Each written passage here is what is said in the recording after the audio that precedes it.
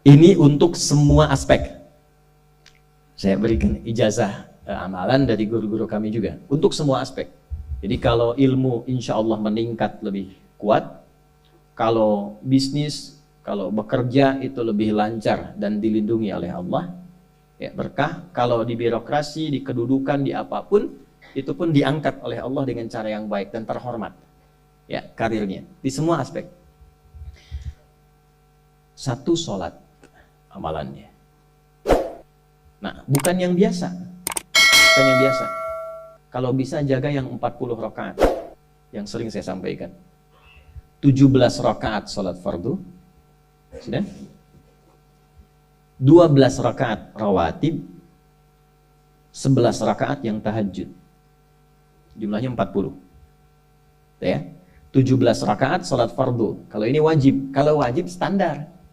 Ya. Mau kaya, mau tidak, ya sholat 17 rakaat juga. Mau pintar, mau tidak, 17 rakaat juga. Jelas ya? Rumusnya 24, 4, 3, 4. Ya, itu ya. Nomor aksesnya. 24, 4, 3, 4. 2 subuh, 4 zuhur, 4 asar, 3 maghrib, 4 isya. Ya. Jangan sampai miskol. Kalaupun miskol harus khairayyarah. Ya kan? Bukan syarrayyarah. Baik. Pasti yang miskol muadzin. Allahu akbar, khairayyarah. Ya. Baru adzan belum qomat syarrayyarah. Perhatikan? Oke. Teruskan, yang 12 itu hadisnya sahih. Perhatikan baik-baik. Man shalla isnatai asyrata rak'atan fi yaumin wa lailatin. Siapa yang menunaikan salat sunnah 12 rakaat yang mengiringi salat fardunya siang dan malam. Sudah arba'an qabla adh-dhuhri, 4 rakaat sebelum zuhur. 4 rakaat sebelum zuhur. Teknisnya bisa langsung 4 atau 2-2. 2, kemudian salam, 2 rakaat lagi, salam. Jelas? Baik. Kemudian arba'an qabla dhuhri, rak'ataini ba'daha, 2 rakaat setelahnya. Setelah zuhur 2 rakaat. 4 tambah 2 berapa? 6. Rak'ataini ba'dal maghrib, 2 rakaat setelah maghrib. 6 tambah 2, 8. Rak'ataini ba'dal isya, 2 rakaat setelah isya. 8 tambah 2, 10. Rak'ataini qabla al-fajri, 2 rakaat sebelum subuh. 12 ya? Nah, jaga yang 12 ini. Jaga yang 12. Kalau sebelum zuhur tidak memungkinkan 4, misal sebelum zuhur, karena kasusnya bisa berbeda.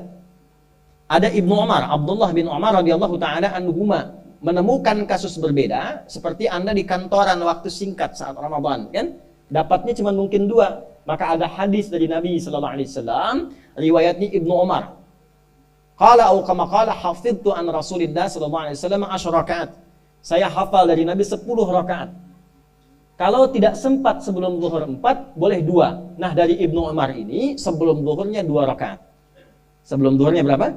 2 rakaat. Jadi kalau bisa 4, kalau tidak memungkinkan berapa? 2. Orang yang terbiasa 4, lalu karena kondisi tertentu dia mengerjakan 2, tetap dicatatkan oleh malaikat 4 jumlahnya. Dari mana dalilnya? Hadis.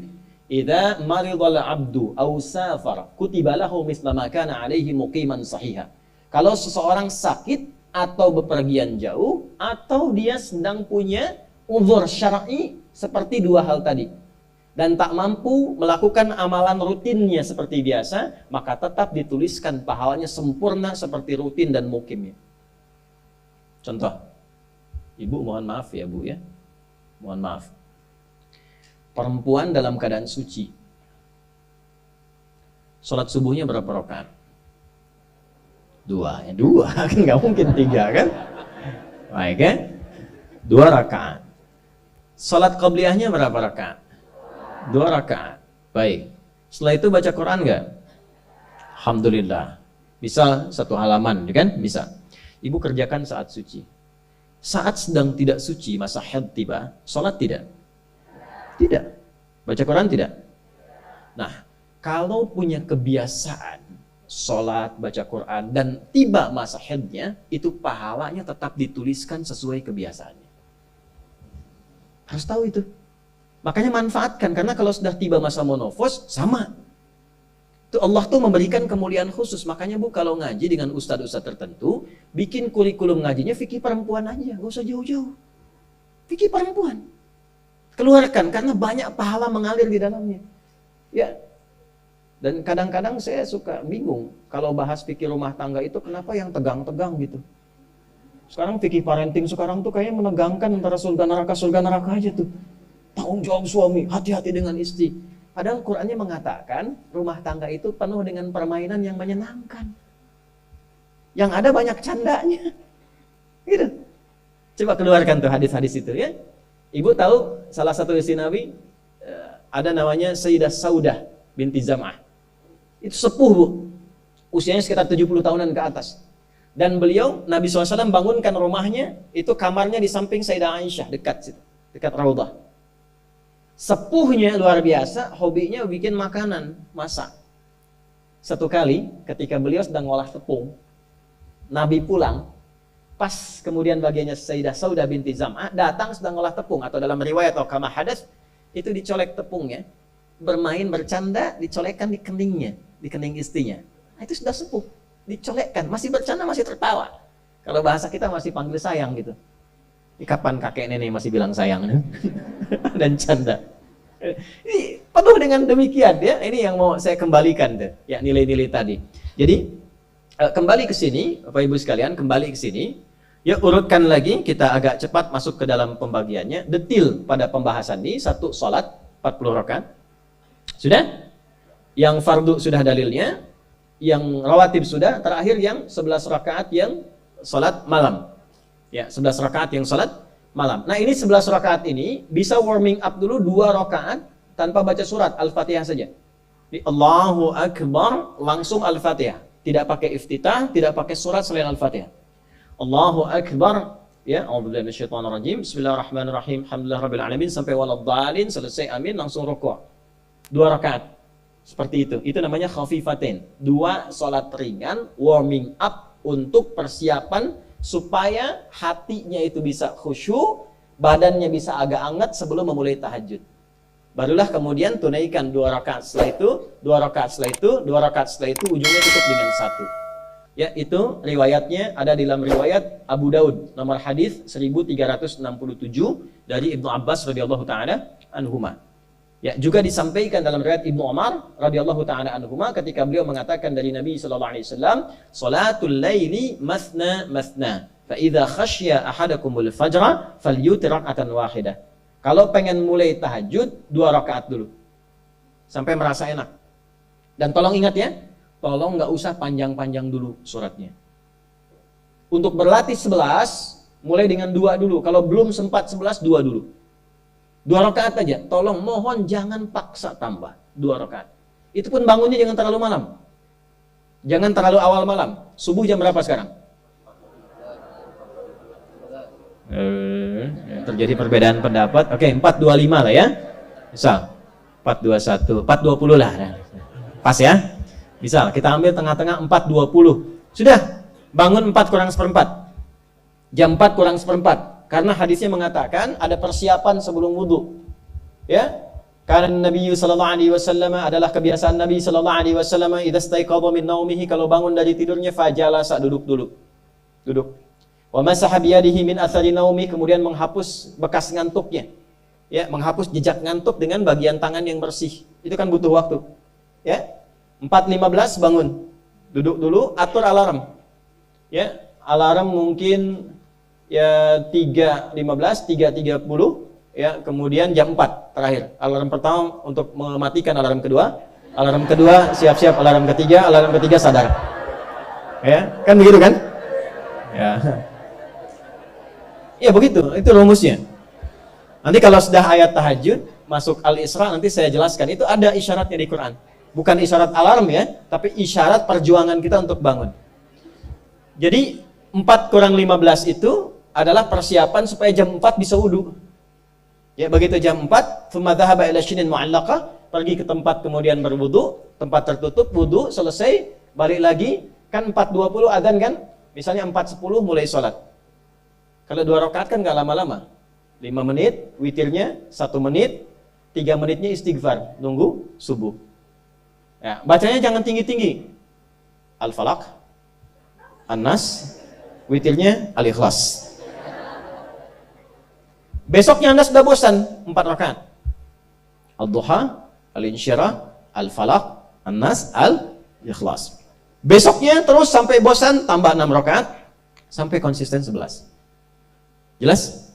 Mulai dengan seperti itu, 11 tambah 12, ya kan? Berapa? 23 tambah 17, 40. Tolong jaga ini. Selama hidup tunaikan aja. Kalau tidak percaya, silahkan coba. Nanti lihat apa perubahan yang terjadi dalam kehidupan. Demi Allah saya katakan silahkan coba. Yang kedua Al-Quran. Yang kedua apa? Al-Quran. Kan ada 3 tadi ya? 1, salat. Kedua, Al-Quran. Jangan lewatkan 1 hari tanpa baca Al-Quran. Walaupun hanya 1 ayat. Walaupun hanya 1 ayat. Walaupun keterlaluan sih 1 ayat itu. Ya. Alif Lam Mim. Pesan Ustaz kan 1 ayat. Nun. Okay. 1 halaman. Nah, biasanya begini, semakin banyak dibaca, semakin terjadi perubahan yang berbeda. Kalau ingin nguji begini, hari ini baca 1 halaman, besok baca 2 halaman. Nanti lihat perubahan yang terjadi antara hari ini dengan besok. Pasti ada pengaruh. Paling minimal, Allah akan jaga keadaan diri kita dari berbagai bentuk kegelisahan. Semua tenang aja. Ada masalah apapun, kasih ketenangan, kasih ketenangan.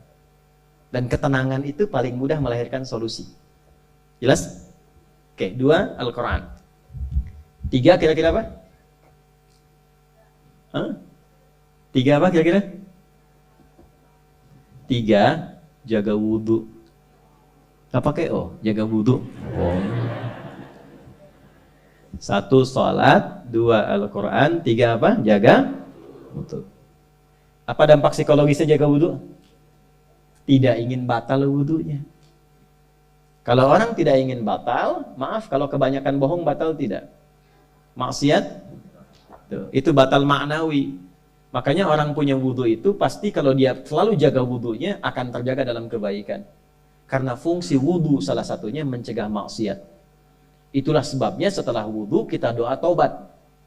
Coba selesai wudhu kok taubat.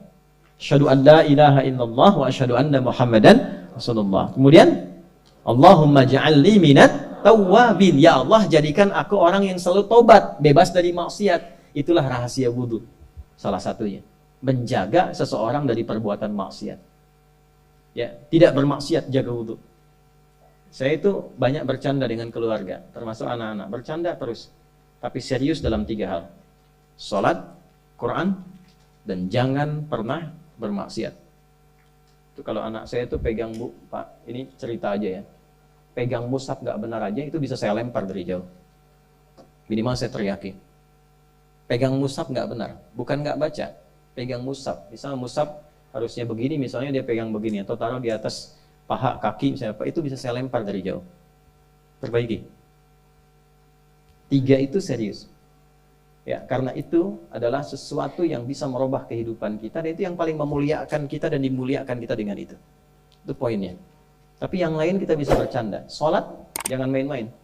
Karena itu inti kebahagiaan hidup kita.